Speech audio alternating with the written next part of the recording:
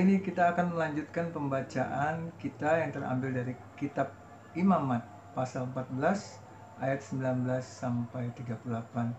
Namun sebelum itu marilah kita berdoa mohon pimpinan Roh Kudus. Kita berdoa. Bapa, di dalam nama Tuhan Yesus, malam hari ini kami datang memohon pimpinan-Mu Tuhan, agar kami boleh mengerti akan setiap firman yang kami baca dan renungkan pada malam hari ini. Terima kasih Bapa untuk kesempatan yang Kau berikan kepada kami. Dalam nama Tuhan Yesus kami berdoa mengucap syukur. Amin. Imamat 14 ayat 19 sampai 38. Imam harus mempersembahkan korban penghapus dosa dan dengan demikian mengadakan pendamaian bagi orang yang akan ditahirkan dari kenajisannya. Dan sesudah itu ia harus menyembelih korban bakaran. Kemudian imam harus mempersembahkan korban bakaran dan korban sajian di atas mezbah. Dengan demikian imam mengadakan pendamaian bagi orang itu, maka ia menjadi tahir. Tetapi jikalau orang itu miskin dan tidak mampu, ia harus mengambil domba jantan seekor saja sebagai tebusan salah untuk persembahan unjukan, supaya diadakan pendamaian bagi orang itu. Juga 1/10 eva tepung yang terbaik diolah dengan minyak untuk korban sajian dan 1 log minyak. Dan lagi 2 ekor burung tekukur atau 2 ekor burung merpati sekadar kemampuannya, yang seekor harus menjadi korban penghapus dosa dan yang seekor lagi menjadi korban bakaran. Pada hari yang ke-8 ia harus membawa semuanya untuk pentahirannya kepada imam ke depan pintu kemah pertemuan di hadapan Tuhan. Kemudian imam harus mengambil domba tebusan salah dan minyak yang 1 log itu. Lalu imam harus mempersembahkan semuanya sebagai persembahan unjukan di hadapan Tuhan. Ia harus menyembelih domba tebusan salah dan imam harus mengambil sedikit dari darah tebusan salah itu dan membubuhnya pada cuping telinga kanan orang itu dan pada ibu jari tangan kanan dan ibu jari kaki kanannya. Dan imam harus menuang sedikit dari minyak itu ke telapak tangan kirinya sendiri. Lalu sedikit dari minyak itu haruslah dipercikkan oleh imam dengan jari kanannya 7 kali di hadapan Tuhan.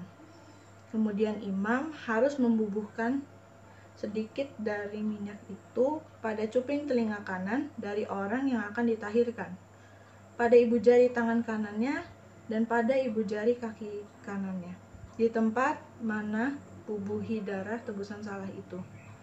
Dan minyak selebihnya haruslah dibubuhnya pada kepala orang yang akan ditahirkan, supaya diadakan pendamaian bagi orang itu di hadapan Tuhan. Lalu ia harus mempersembahkan seekor dari kedua burung tekukur atau anak burung merpati yang dibawa orang itu sekadar kemampuannya.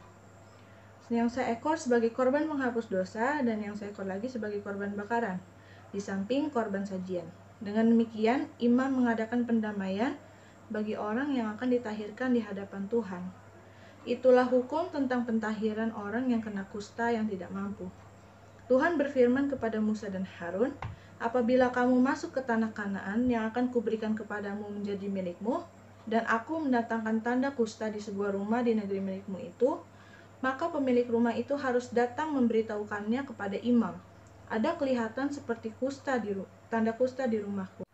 Maka imam harus memerintahkan supaya rumah itu dikosongkan sebelum ia datang memeriksa tanda kusta itu, supaya jangan menjadi najis segala yang ada di dalam rumah itu.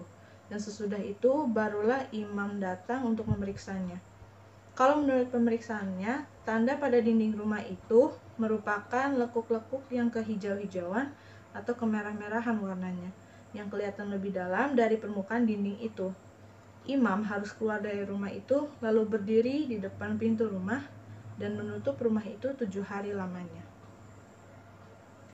Demikian pembacaan kita malam hari ini.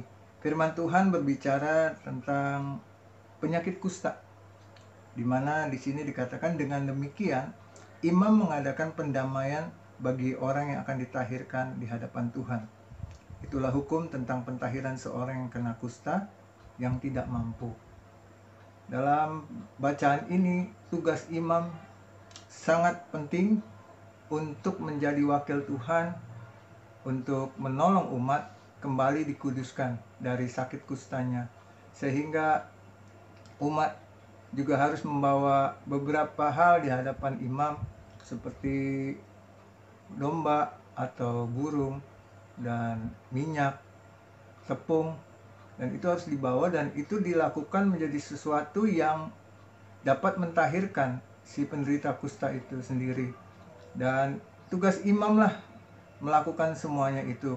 Namun syukur kepada Tuhan bahwa dengan matinya Tuhan Yesus di kayu salib dan bangkit, tercurahnya darahnya di kayu salib itu membuat kita tidak harus melakukan upacara-upacara keagamaan seperti ini lagi, sehingga melalui darahnya itu kita ditebus dengan sempurna. Kalaupun kita melakukan kesalahan, firman Tuhan mengatakan di dalam 1 Yohanes 1 ayat 9, jika kita mengaku dosa kita, maka Ia adalah setia dan adil. Ia akan mengampuni dosa kita dan menyucikan kita. Maka kita harus bersyukur kepada Tuhan. Kalau kita ada di masa ini, kita sudah menikmati begitu banyak kebaikan Tuhan, khususnya karya keselamatan, tercurahnya darah Tuhan Yesus di kayu salib. Dan biarlah ini menjadi perenungan bagi kita malam hari ini. Mari kita berdoa. Bapa, terima kasih untuk firman-Mu Tuhan. Kalau Kau mengingatkan kami betapa kami sesungguhnya adalah umat yang berdosa, yang harus ditebus. Dan kami sungguh bersyukur karena Tuhan telah menebus kami. Dan itu cukup bagi kami, Tuhan. Terima kasih Bapa, biarlah pembacaan malam hari ini menjadi berkat bagi setiap kami. Dalam nama Tuhan Yesus kami berdoa mengucap syukur. Amin. Shalom, Tuhan Yesus memberkati.